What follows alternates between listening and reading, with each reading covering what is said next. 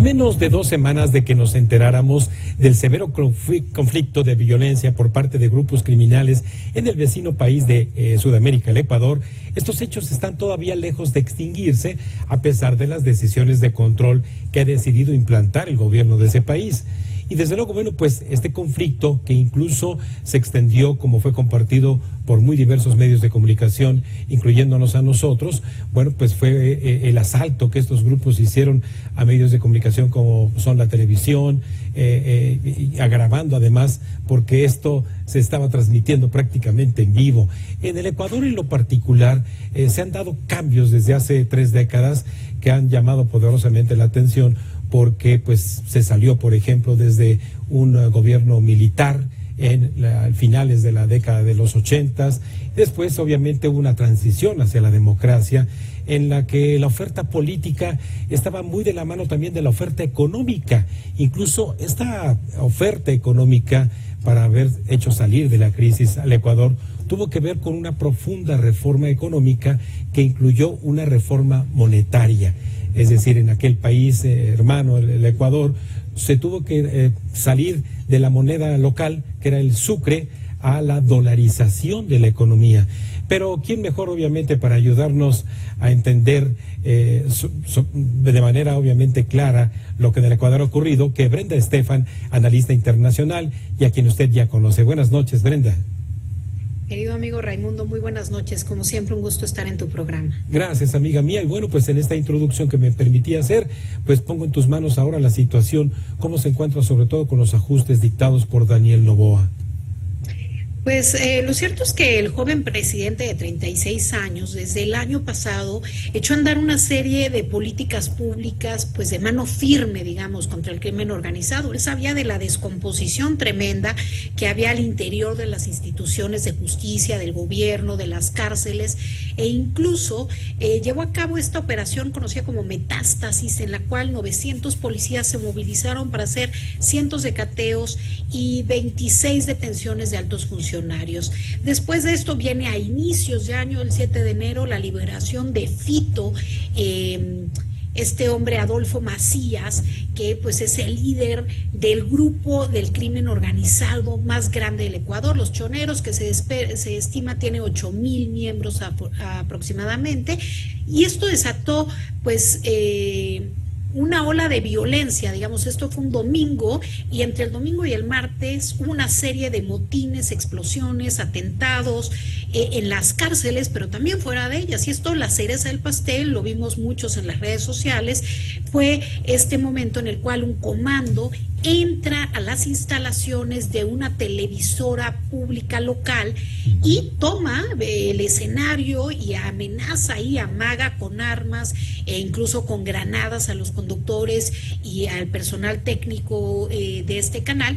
Y bueno, esta noticia empieza a cobrar relevancia en el mundo, todo el mundo voltea a ver qué es lo que sucede, pero pareciera que a los medios muy pronto se les olvidó el Ecuador y dejó de ser noticia. Sin embargo, en estos 15 días, bueno, pues el caos ha reinado en este país sudamericano, que pues se ha convertido en uno de los puntos nodales de exportación de cocaína en el mundo. Mucha de la cocaína que entra hoy a Europa por los puertos fundamentalmente de Países Bajos viene justamente de Ecuador, que durante un tiempo parecía un remanso de paz entre Colombia y Perú, y que ha dejado de serlo. Hace apenas unos años, en 2017, la tasa de homicidios por cada 100,000 habitantes era 5.8, hoy rebasa los 40. Y bueno, a pesar de los esfuerzos dantescos que ha hecho el presidente Noboa, este empresario que apenas llegó al poder en noviembre y que está en un interinato, digamos, por un año y medio en el poder, para cubrir el final del presidente Lasso, que renunció a la posición de presidente ante la crisis política. Pues este hombre, a pesar de los esfuerzos, no ha logrado pues restablecer el orden. El domingo, que se llevaba a cabo una reunión de los países de la región, de los países andinos, pues que están en alerta, mientras estos se reunían, un grupo de 68 hombres armados tomaron un hospital en donde estaba uno de los suyos para recuperarlo.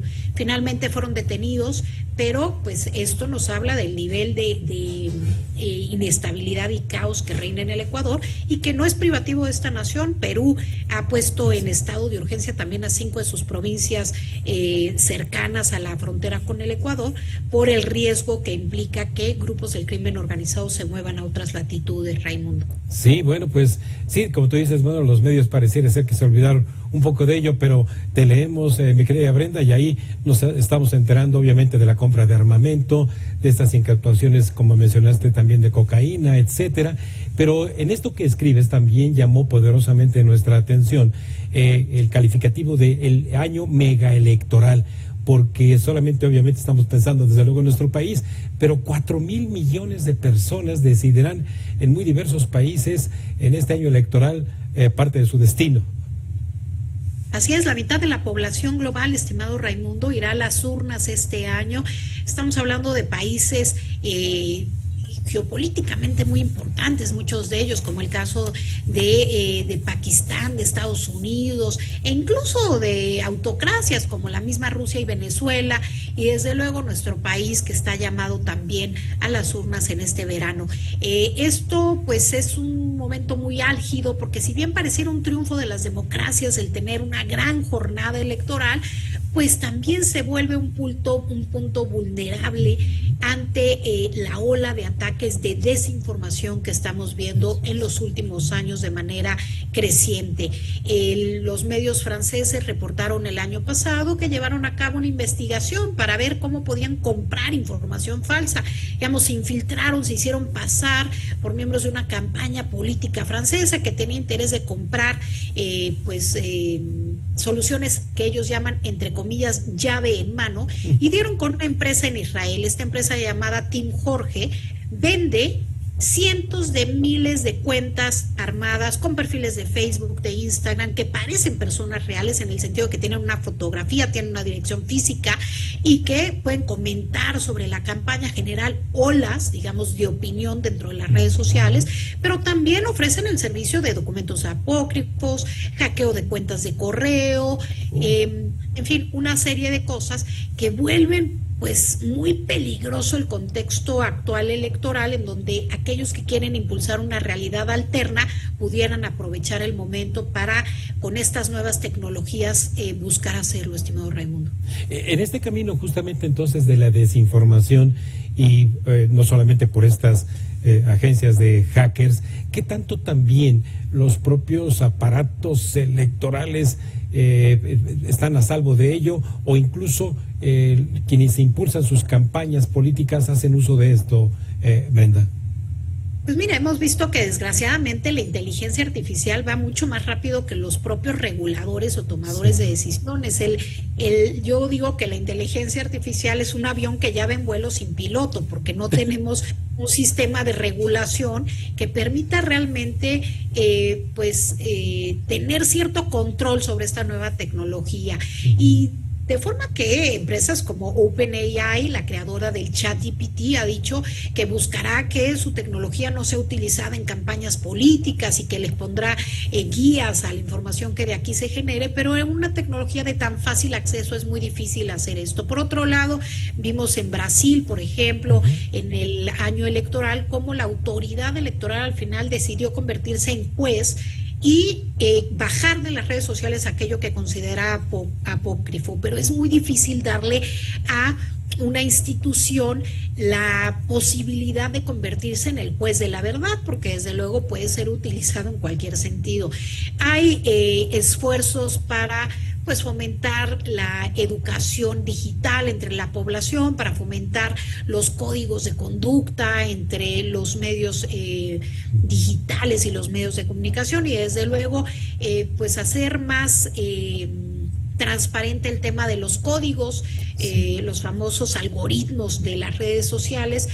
Pero pues todos estos esfuerzos aún son incipientes, y toca a cada uno de nosotros como ciudadanos también estar al pendiente de cuáles son las fuentes a las que recurrimos, qué tan creíbles son, antes de compartir una información, sobre todo en un contexto tan delicado como el que se vive este año mega electoral, en el que decíamos, pues con una serie de crisis geopolíticas en el mundo, la mitad del planeta acude a las urnas. En estos jueces de la verdad, entonces, ¿qué papel van a jugar justamente en que los ciudadanos no compremos esas verdades falsas o el manejo justo de la información? ¿Qué tanto empresas como X, Facebook, Instagram lograrán colaborar justamente para filtrar estos ataques? Pues mira, Meta ha hecho algunos esfuerzos al respecto en el sentido en que ha identificado grandes operaciones de desinformación. Por ejemplo, hubo en los meses recientes esta campaña que venía de empresas rusas conocida como Doppelganger, que básicamente creaban sitios web espejo de los sitios, por ejemplo, de la BBC o de NBC News o incluso de medios de otros países, y que sembraban notas en un sitio espejo que parecían venir de este medio, y sin embargo pues no eran más que una copia, y el que leía el artículo decía lo leía en la BBC y en realidad no lo era, porque había un pequeño cambio en el sitio web, ¿no? Esta operación la identificó Meta, bajó cientos de sitios, lo mismo con cuentas que venían operadas desde empresas chinas. Sin embargo, creo que los esfuerzos de estas empresas son insuficientes. Hay un famoso código de conducta dentro de Meta, pero está puesto por ellos mismos, es decir, ellos son juez y parte en esta historia, y eso vuelve muy complicado pues el tema de que las empresas realmente sean las que hagan cumplir la ley, además de que quizás no sea su mayor interés el interés pues de la transparencia. Entonces hay desde luego un momento de confusión en donde pues cada quien habrá de poner su parte, los estados, las empresas, pero también nosotros, los ciudadanos. Sí, Brenda, tú que te estás especializando justamente en el monitoreo de ello, por ejemplo, no sé si tengas a la mano información, si en el caso de nuestro país, la autoridad electoral, en este monitoreo que hace justamente del proceso de elecciones, las redes sociales también son medidas o no en la penetración de la información que habrá de darse.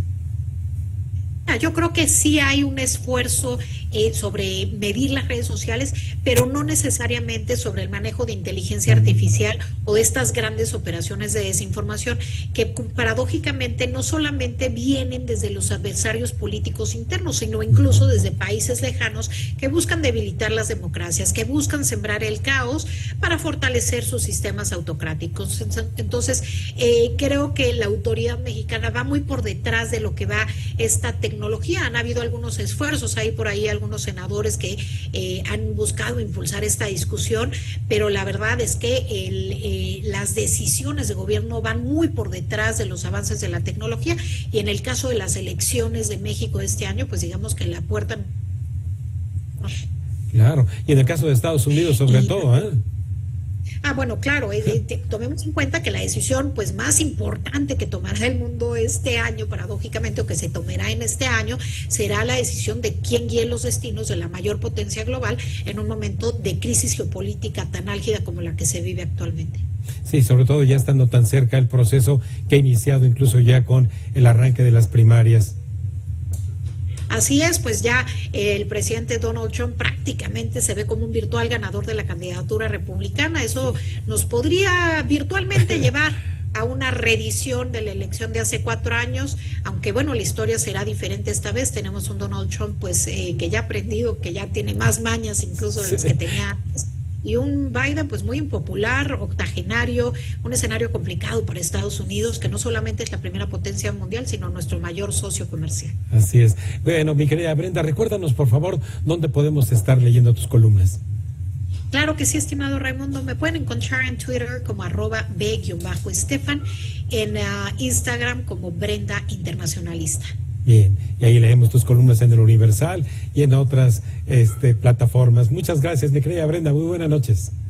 Gracias a ti por la invitación, estimado Raimundo. Muy buenas noches a todos. Gracias, amiga mía. Bueno, pues como usted lo ha escuchado en el análisis de Brenda Estefan, el año 2024 es un año de decisiones en la política nacional e internacional con impactos relevantes en la economía y en nuestras vidas en lo particular. Antes de ir a una breve pausa, les recuerdo en las redes sociales de Mexiquense TV, @Raimundo Tenorio y @Mexiquense TV.